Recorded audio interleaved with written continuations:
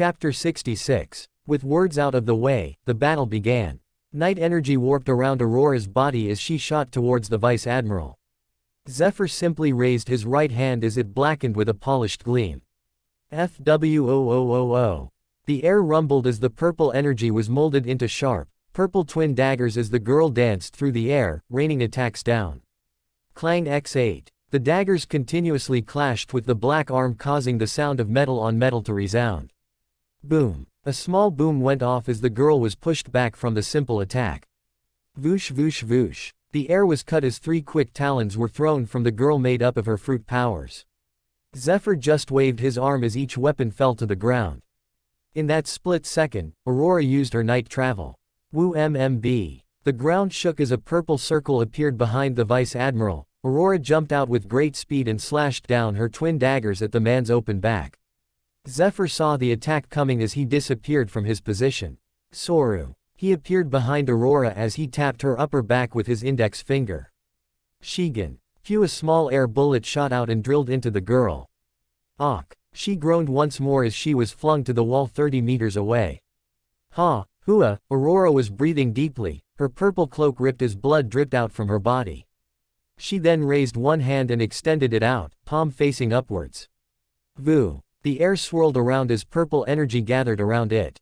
A purple lotus flower suddenly materialized in her hands as it gently floated upon her palm. The lotus spun around her hand as she flashed through the air and towards the Vice Admiral.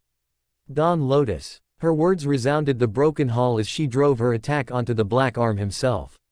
Boom. A significant explosion was heard by the people nearby as the purple flower exploded against the fist of the Marine. It held a lot of force within it, but against an admiral candidate, all was futile. Ah! She cried out once more as she pushed back, making Aurora phase in and out of conscience. That is enough, girl. Any more and your body will collapse. Zephyr said, pitying his opponent. Aurora regained her balance and looked up with an exhausted expression. No. I refuse, I won't fall here. With those words, a very quick and subtle current of purple energy gathered in her mind, waiting to be released from its shackles, all the while fueling her desire to persist. Aurora was unsure of what happened as she saw Zephyr squint his eyes as if he was thinking of something. She then shook her head and continued to attack as she suddenly boomed with her fruit energy as it was wholly released. The ground underneath was blown apart as Aurora was going for her final, desperate attack. Zephyr did not waver at all and just waited. Boom. A rather large amount of energy was rippling out of the girl as she went on with her move. Her powers started to gather around her as she started to float in the air. Her night powers were running in overdrive as she now stood 20 feet above the surface, a purple ether danced behind her. The collection of purple energy condensed as it started to form stars and shapes as they pulsed with great power. Void Nebula. Aurora's words boomed out as she swiped her arms ahead, the purple mass of energy following the directions as it flooded with endless power, streaming forth. VWOOOOOOO. The air quakes once more as Aurora's last stand persisted and neared her target, Black Arm Zephyr. The Vice Admiral hummed as he saw the power and nodded in appreciation. He was impressed by the revenge-driven child before him. Since you have put in everything in this strike, I will scorn your attempts no longer. FWWWM. A polished black coat of hockey flowed around his arm as he clenched his fist, causing the air to rumble around it. Boom. The ground shuddered as the 11.5-foot-tall Marine rushed forth and slammed his fist on the oncoming sea of purple. Boom. A grand explosion was heard all over the island as a purple dawn was broadcast all over. Some citizens of the past seemed to weep. Shaking. The ground shook once more as the entire castle was breaking down, huge pieces of debris thudding onto the surface, causing huge volumes of dust to rise. The dust cleared after a handful of minutes. The Vice Admiral stood with no damage but a small cut across his cheek as his hockey drained out of his arm. He was not tired or anything, a punch is all it took to cancel out the attack. On the other side of the ruined hall was a huge dent that seemed to look as if a human was blasted through it, and so it was. Raining debris. The wall finally gave way as it started to fall apart, concrete raining down. Within the field of rocks was a girl. She was immobile, her bones were definitely broken, her body was in terrible condition, yet she was still breathing. Blood flowed out from her facial orifices as she coughed out crimson liquid. One eye was shut while the other was waving in and out alongside her conscience as she tried to stay awake. The Marine was about to call in the medics to at least save her from any fatal injuries, yet a presence suddenly flashed within his range. All the relieved royals and Marines were caught off guard as they heard a single, nonchalant voice. How cruel to beat a defenseless little girl to such a state. The girl in question eyed the far left as she saw the shadow in the distance. I guess I was a bit late. Well, better late than never. The leisurely voice picked up once more. Aurora's single eye widened as she recognized the voice. She painfully turned her head and saw him. The one person who gave her the chance to finally take her revenge. The person she had so painfully fought to reunite with. She saw his red eyes as they pierced the air and the black hair dancing in the wind, the red streaks reflecting the beams of light during the evening sun. Zephyr squinted his eyes as he used his observation to gauge the newly arrived. What's someone of this level doing here? He wondered as he made out the youth's face. Step, step, step. Slow yet melodious steps rang out as the youth neared them. And then, whoosh, his body flashed from 200 meters away and landed in front of the broken girl. 46 broken bones, a collapsed lung, ripped tendons, a major concussion. You really did go quite far. The boy said as he gently pushed away from the purple streaks off Aurora's face with a smirk. Why you came for me, she managed to utter as her eyes started to dim away. He nodded. Sleep for now, I'll take it from here, little girl. The red-eyed youth took out 2 small vials of liquid and slowly poured them into her mouth. Her injuries rapidly healed as the broken bones creaked back together, saving her from any lasting damage. It won't replenish her stamina but surely save her. Guns clicking. The hundreds of Marines that were on standby pulled out their weapons and aimed them at the youth. Stop. You're surrounded. Surrender. They still had not identified the young man as he was facing away from their direction and the air was still polluted with some dust. Zephyr, however, was another case. For someone with such a significant price on his head, you are quite boisterous with your actions in such a calm sea. The newly arrived pirate then turned around and faced the admiral candidate, a smile plastered to his face. Rahahaha. The seas are an open canvas for us to paint, I'm simply adding some color. He replied. The dust had fully settled as the face became clear to the G4 Marines. A rear admiral widened his eyes as he said in a voice that was heard by all. You are Sin Incarnate, Damien, the 5th Division commander of the Rocks Pirates. A few young recruits newly added to the area ended up popping their eyes out. Damien of the Sin, a bounty of over 1.6 billion berries. What is such a powerhouse doing here? Shouldn't he be in the New World? So young yet with such a terribly high price. I should have transferred out when I had the chance. Many thoughts were running through the minds of these Marines. After all, they were used to weaker forces with bounties ranging at a maximum of 300 million, yet someone with more than 5 times that is now before them. Zephyr was not amused. For you to come here and save this girl, I take it that it was you who aided her in her survival over these years, no? Damien nodded. Indeed, however aided is such a strong word, I simply showed her the way. The boy then hummed and went on. And now I return to see her in such a condition. I may be an evil pirate but even I can't just stand still while my companion is in such a state, now can I? Damien's words grew with intensity as a certain pulse rippled out of his body. Boom. A dark crimson field was blasted out of his body as it bubbled all around him, causing the ground to shake incessantly. The warm sunlight that was originally brightening up the day was now dimming as a red dawn came in its place, bathing the area in eerie scarlet. Damien's hockey was exploded out as it weighed down upon the thousands of Marines and the tens of thousands of citizens all over the island. Each one of them was suffocated under the will of kings as they collapsed. One by one. Thud thud thud thud thud thud. It was a symphony of thuds as thousands upon thousands of bodies fell by a simple glare by a young yet dangerous pirate. Eyes rolled back as a graveyard of bodies was all that remained. How Shoku Haki. Zephyr clicked his tongue as he saw the chaos around him. He was only here for the day to prevent such things from happening. Never did he expect a conqueror to be interested in the affairs of a kingdom in paradise. What is your aim here? Zephyr questioned without much a reaction. The 5 rear admirals are still standing near him, though struggling. My aim. I came here to save the girl, but knowing what crew I hail from, you shouldn't just expect me to miss this chance to fight a powerful Marine, do you? Damien asked with a devilish smile as he gauged his opponent's strength. I see, you are just like that Kaido who was caught by Garp, and it seems you will share the same fate as him. He declared as he eyed the boy. Rahahaha. That fool got what was coming from challenging Garp, but you see, both he and I have something in common, we simply can't run from such an interesting fight. The Marine shook his head and made a request, if you wish to fight then at least do it away from here. I have noticed that not a single civilian has directly died from your hands, so I hope you accept. Damien just shrugged as he accepted, going around killing civilians wasn't his thing. He then used his second generation of Geppo to go to a nearby island that had been evacuated when Aurora was fighting. While he was making his way over, a blue screen opened up in Damien's mind. Black arm, Zephyr. Age, 34. Height, 11 feet 5. Devil fruit. N.A. Hockey. Bicolored. Hockey remark. Low. Advanced for O and high advanced for A. Strength. Low tier Yonko. Damien's and Zephyr's strength levels were the same except that the latter was at the peak of this stage, giving him the advantage. The two men landed in the center of the empty island as they stood 100 meters away from each other. Your crew is nothing but a plague to society, I will throw you behind and impel down myself. FWWWM. The Vice Admiral's arms shined black as he rushed forth with great momentum. Damien did the same. Rahahaha. I wholeheartedly agree with your words, as for that last part, it remains to be tested. They collided. BOOOOOOOOOOM.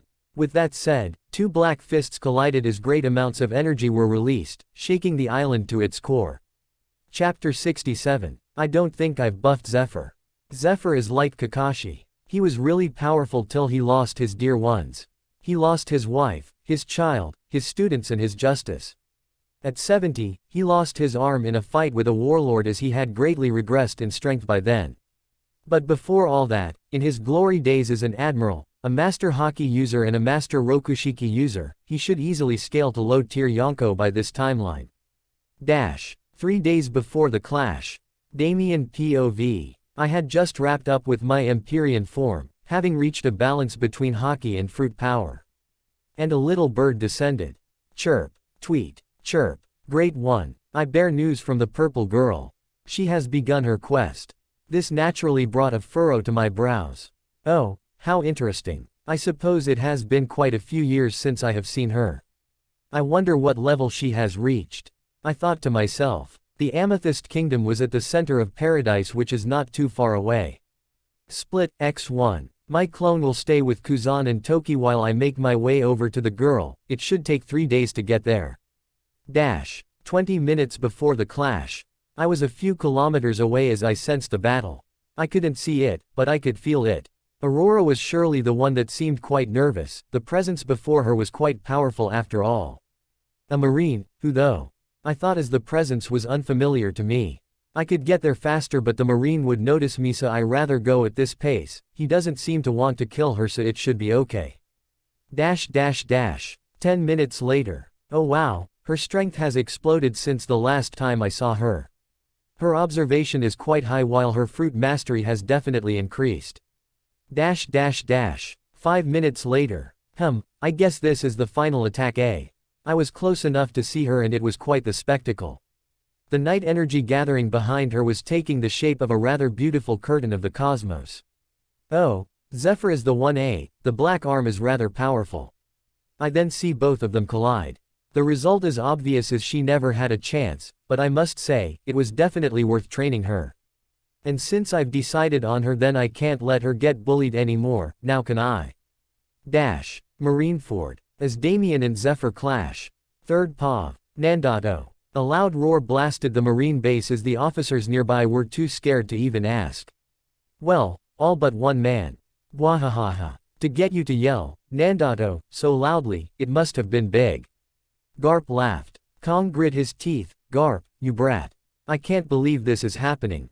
Kong then picked up a dial. Puru tilde puru tilde puru tilde.